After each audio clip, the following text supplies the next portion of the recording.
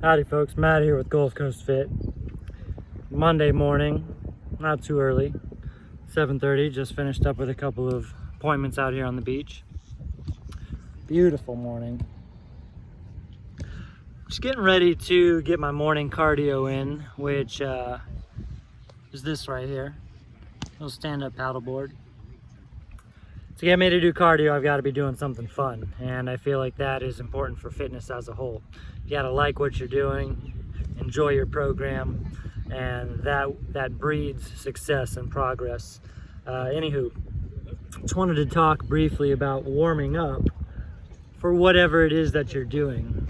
Warming up is very important. It's essential, in my opinion, and regardless of what type of workout you're about to do, you want to make sure that your warm-up is conducive to performance in that activity, in that type of workout. Look, my head's cut off here. Oh well, I don't want to crouch down. You're sitting on my water bottle on top of my board right now. Like I was saying, your warm-up should be in line with what types of stimuli you're about to impose on your body. If you're about to do deadlifts, heavy deadlift session, working on your hip hinge is important. Hip hinging just with your body weight or with some kettlebell swings, some squats, some good mornings. There's 1,000 different types of hip hinge exercises, but I digress. If you're about to do the bench press, then it's very important to be aware of what your weak links are in the bench press so that those weak links are activated, such as your external rotator cuff muscles. You want to make sure that if there are certain muscles that tend to overpower more than they should, it's very common on the bench press to use your shoulders too much, not enough pecs. Then we want to make sure that we're warming up your upper back so that your scapulas are retracted, squeezing, you're engaging your lats, your traps, your rhomboids, opens your chest up, allows you to use your chest more rather than your extremities. I'm about to do stand-up paddleboarding, which is very repetitive.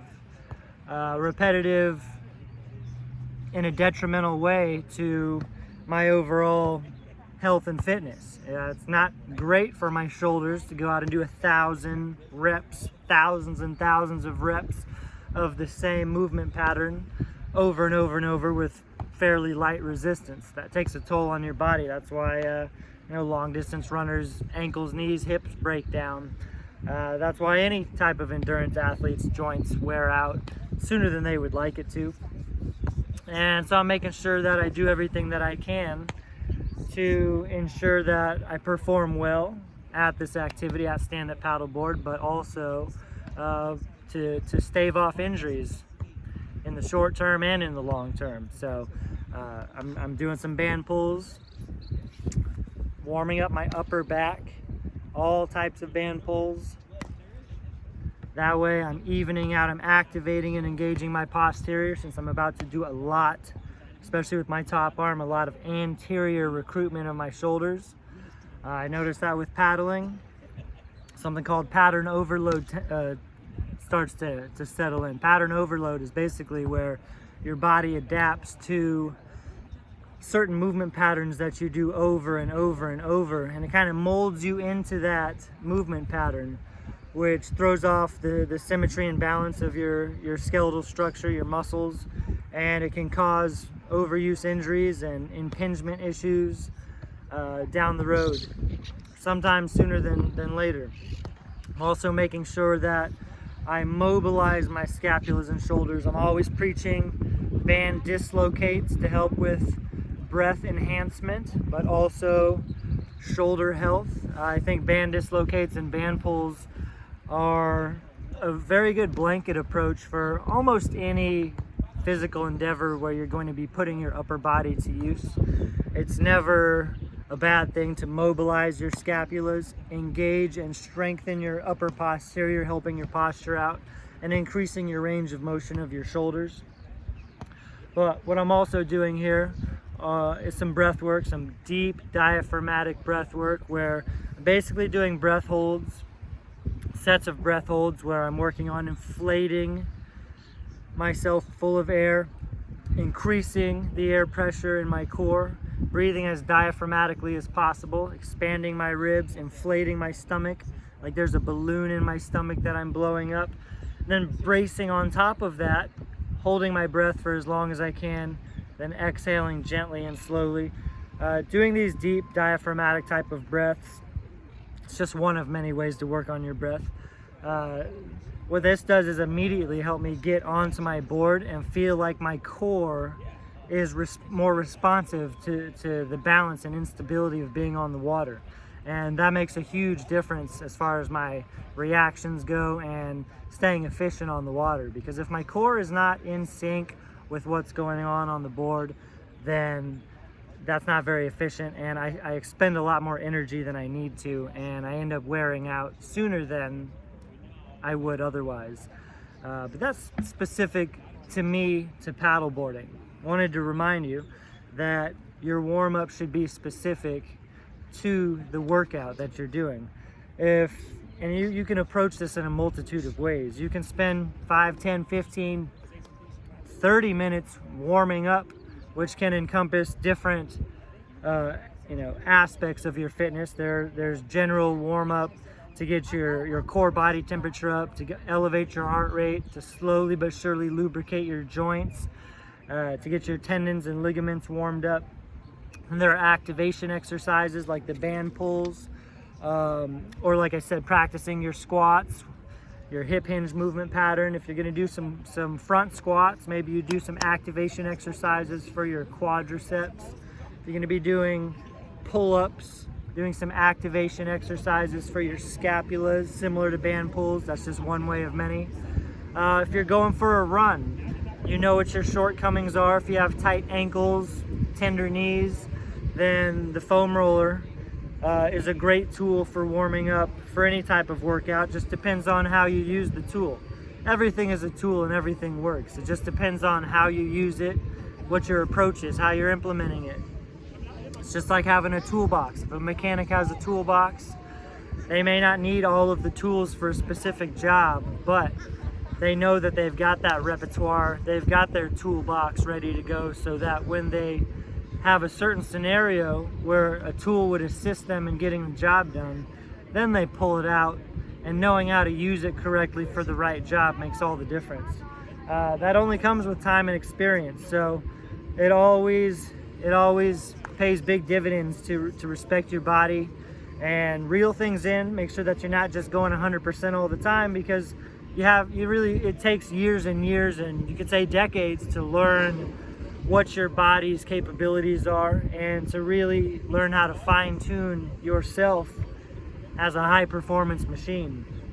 A couple more warm-up scenarios. Let's say I'm out here doing stand-up paddleboard, but outrigger canoeing is really my bread and butter as far as getting out on the water. That's what I love to do, and that's what tugs on my heartstrings a little bit more. But in an outrigger canoe, it's a different type of stimulus than standing up on a stand-up paddleboard. I'm aware that in an outrigger canoe, my hips get much more tight. So I'm in a seated position, folding forward, hinging, engaging my psoas muscles much more. It's much more taxing for me on my lower back. And so before I paddle my outrigger canoe, my VA, I make sure I do a lot of hip opening exercises, different types of low lunge stretches, quad stretches, and I also do a lot of twists to stretch my lower back.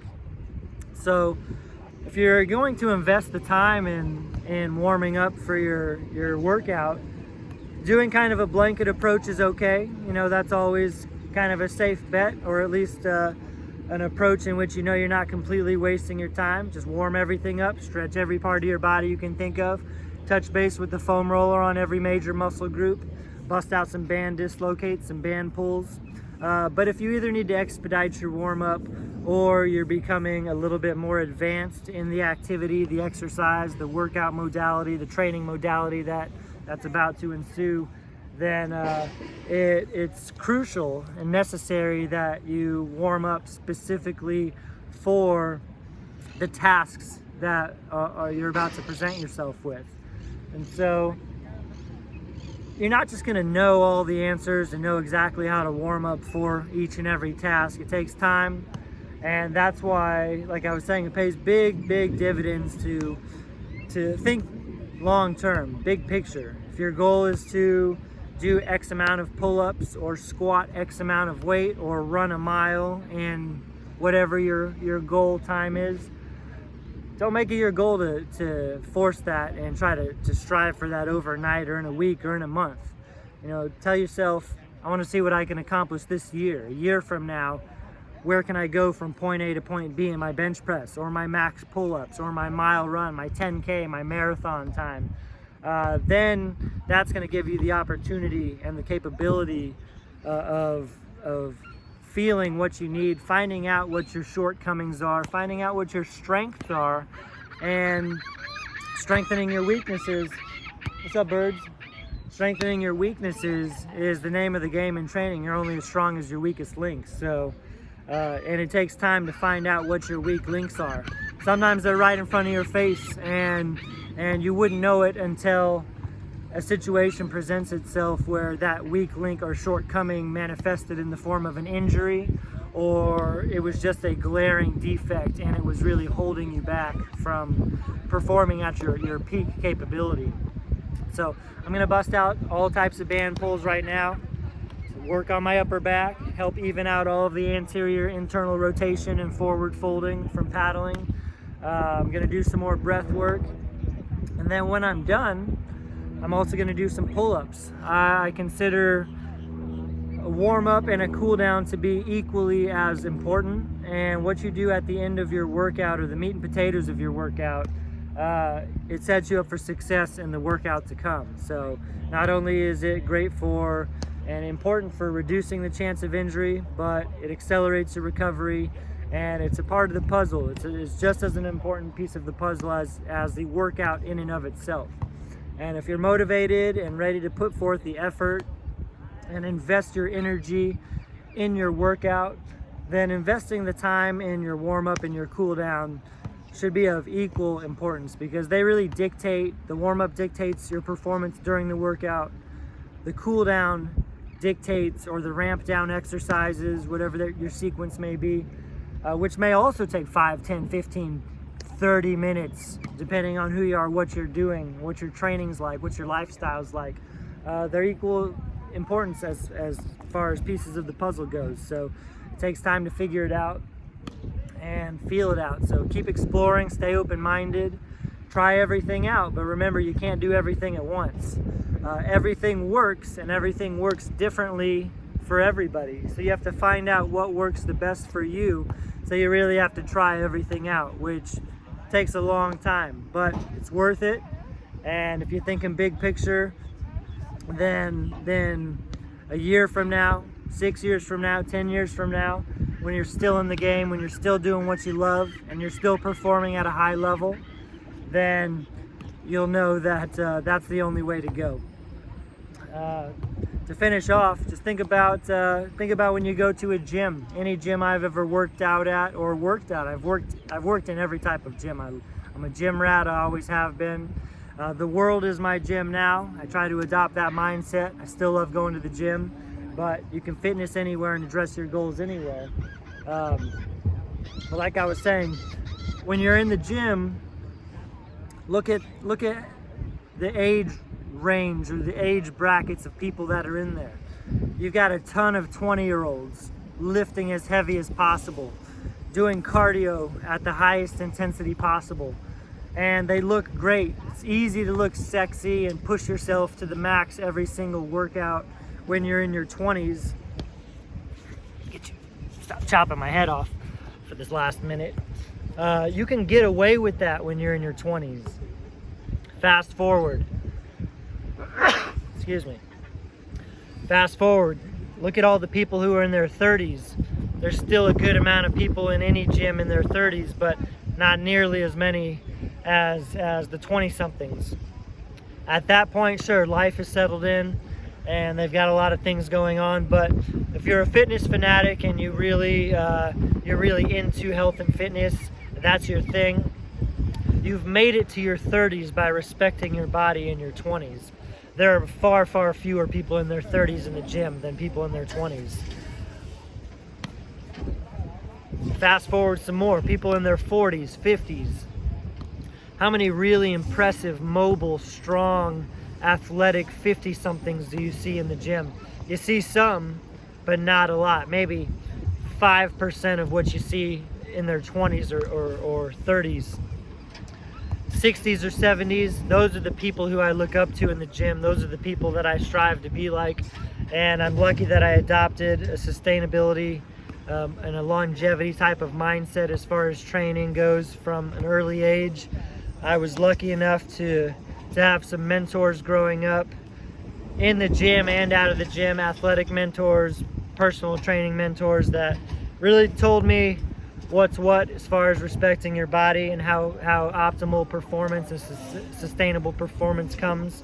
And I took that to heart, even though I didn't experience that yet. You know, when I was in my teens or my 20s, I could go all out, and I did a lot more than I do now, but I still, in the back of my head, I was thinking about what Richard said or what my coach said, and thinking, oh, there's something to that, because Richard, my personal trainer, he was in his 50s, 60s maybe. I was 12 years old. My mom set me up with him, probably to keep me out of trouble, occupy my time, and he really hammered that home, quality over quantity. I look up to people who are in their 60s, 70s, 80s in the gym. They can move well. They can do calisthenic bodyweight exercises, pull-ups, dips with no problem. They can get under a bar, squat or deadlift more than their body weight, double their body weight. And I know that only came from decades and decades of discipline and respect for yourself, for the art of training, and adhering to scientific principles of training as well. It's an art and a science. So that's what we should strive to be, because it's really the short-lived, high-performance ass whoopings that a lot of us give ourselves in our 20s or 30s or teens or whatever. They're really short-lived. How many people do you know who talk about how great they were in high school at whatever, but now they've had shoulder surgery, knee surgery, back surgeries? Well, most of the time when I listen to people and have those conversations with people, I don't tell them out loud usually, but I'm thinking, yep, that was totally preventable. You overdid it. You did too much, too hard, too often, and you had that mindset of more is better. But remember, more isn't better. Better is better, always.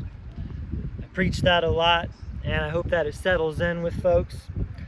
I think it does, because that's how I'm able to keep clients for years and years. Had a lot of clients for 7, 8, 9 years now. And if we weren't training sustainably, we wouldn't still be training with the frequency and quality that we do. So remember that. More is not better. Better is better.